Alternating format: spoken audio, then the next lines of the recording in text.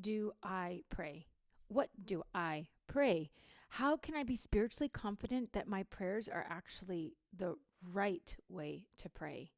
These are all questions that I have received or heard in the last 3 days. So I'm coming to you right now to give you just a quick glimpse into prayer, to encourage you in prayer, to help you understand how to pray, why to pray, the spiritual confidence behind prayer, and then what happens to not just your outer self, but your inner self.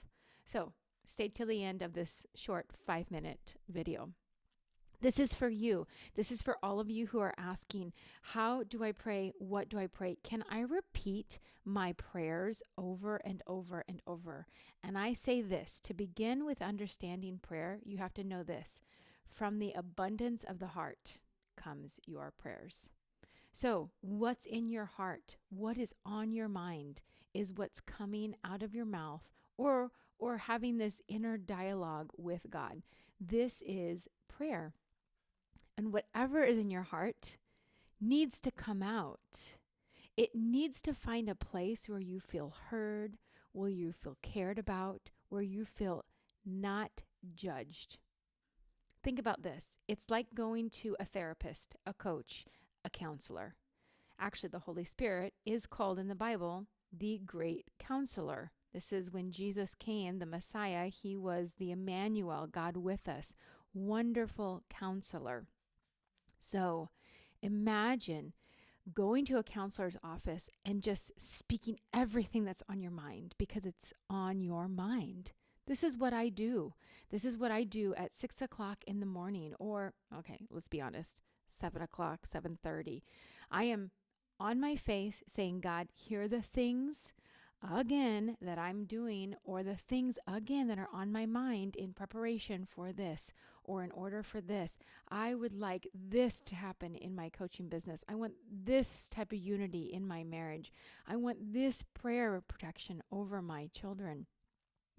Every day I can come saying the same thing. Now, what I recognize is after I'm praying the same prayers for a while, I recognize that actually what's in my heart, it begins to change. There's less like control over the outcome, and there's more, okay, I've said this a few times to you. I think I trust you with it. Okay, I've said this a few times now, and there are other things happening, and so maybe my mind shift maybe my mindset has shifted around this. All of this is happening with prayer.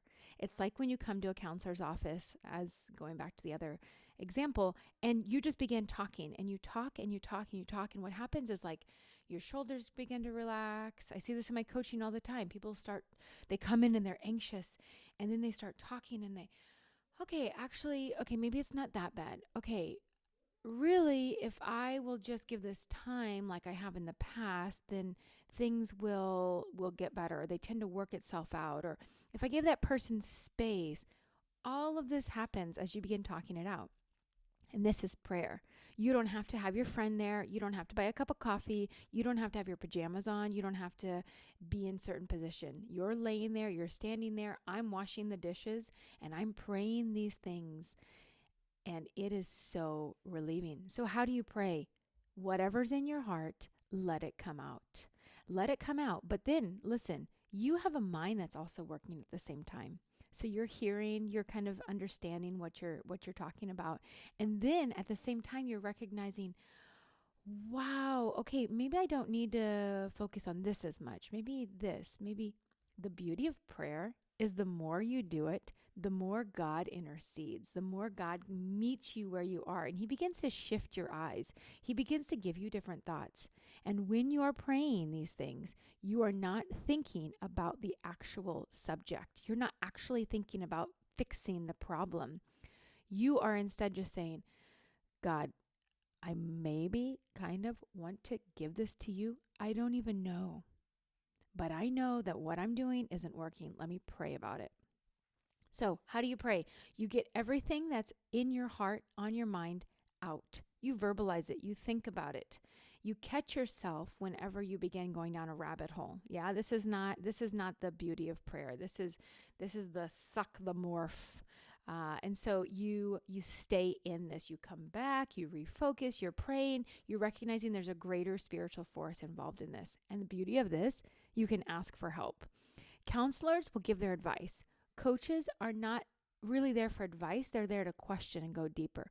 God, he gives this small voice and he gives answers sometimes. And he shows you things. And he says, okay, like let's explore the day together and let me show you my beauty. Let me be intertwined in what's going on and let me help you fix this problem. So how do you pray? Get it off your mind. You get it out. What happens with prayer? God intercedes. God comes down and becomes a part of the real situation. Can you pray multiple times about the same thing? Yes, this is the beauty of it. You just keep going on and on and on. You'll recognize whenever it's enough. There's a spirit inside of you. If you believe in Jesus and you have the Holy Spirit in you, there's a spirit inside of you that kind of says, okay, now let me take control of this. And here's the beautiful thing. In the Bible, it says that Jesus is interceding for you. So you're here on earth. Jesus is in heaven, whether it be up or parallel, or Jesus is in heaven, and he's looking at his Father saying, will you help Shannon with this issue? Will you help this person with this? Tell me more of what I can tell them. Help me help them. This is what Jesus is doing on your behalf. So what can you take away from this? You can take away that you can pray in any situation, pray about anything, not be judged. You can pray over and over. You can take this knowing that it's not just you involved in prayer. And this helps your spiritual confidence. You can approach with anything knowing that you're not judged, knowing that it's not just you. You can approach in confidence to God, knowing that this is what he wants from you.